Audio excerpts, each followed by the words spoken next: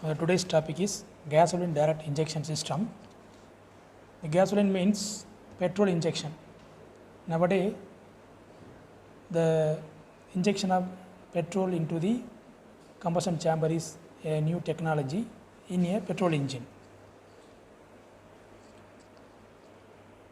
So the GDI means produce air fuel mixture in the combustion chamber. In a suction stroke, only the air is sucked by the piston. During the compression stroke, the fuel is injected directly to the combustion chamber. Therefore, before combustion, there is a air fuel mixture is produced. There are a lot of type of fuel supply system.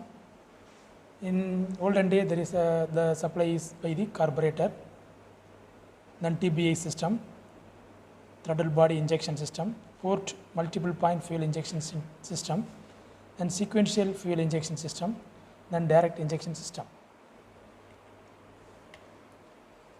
Why we go for fuel injection? In a carburetor method, there is a lot of disadvantages. One is the vapor lock. Always the air fuel mixture is not produced in a constant manner. Lack of throttle response, low volumetric efficiency, icing problem. If there is the mechanical device, their wear and tears, then emission is more.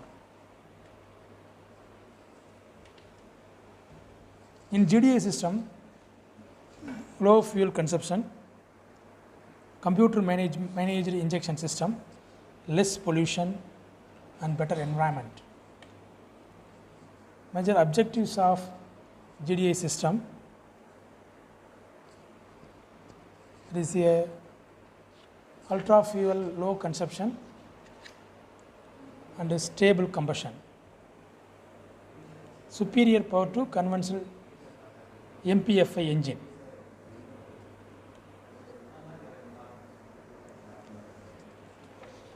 Then major characteristics of GDI engine: optimum fuel supply in low speed and medium speed and high speed. This is the gasoline direct injection system. GDI significantly improve the efficiency without making major shift away from conventional IC technology. Here there is a inlet valve and exhaust valve. In between there is a injector which inject the fuel, that is petrol, directly into the combustion chamber. This is the line diagram. There is an inlet valve, there is a exhaust valve. There is a spark plug. In the side of the spark plug, there is a injector. Then main components of GDI system: engine control unit, sensor, high pressure fuel pump, fuel injector. A lot of sensors are used to find out the electronic control unit. Acceleration pedal sensor, airflow sensor, high pressure pump sensor, crank angle sensors. This is the olden type. There is a carburetor fuel injection system. The fuel and air is mixed in the air fuel mixture and go to the engine. Another one is the port injection. The recent one is direct injection.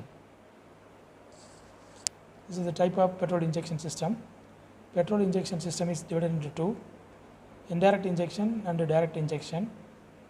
In indirect injection is called manifold injection, and single point injection, and throttle injection and port injection. In a single point injection, otherwise divided into multi point fuel injection, MPFI. Then again it is divided into throttle injection and port injection.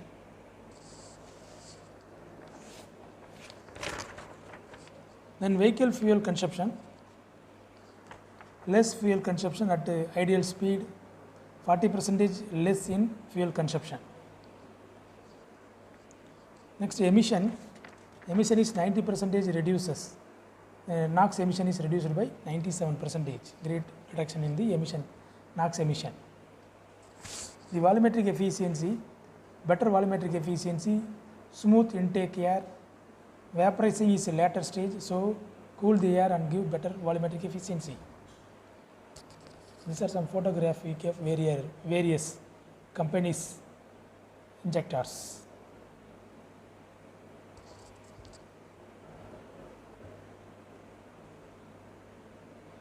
The merits of fuel injection system: no venturi and related problems, hot spots are avoided, fuel automation increases, better fuel distribution, better combustion, quick response, increased power output, fuel surging problem is avoided,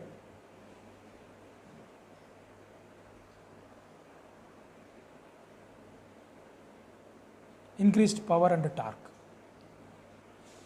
This is the photography view of petrol injection. There are a lot of problems. Is a weak and split spray. The correct is good. There is a rounded by the red line. Is a good fuel spray. Come to conclusion. 5 to 10% torque increases, 5% power increases, 20% reduction in CO2 emission, 97% reduction in NOx emission, improved BSFC, then brake specific fuel consumption, then 15 to 20% reduction in fuel consumption. Thank you.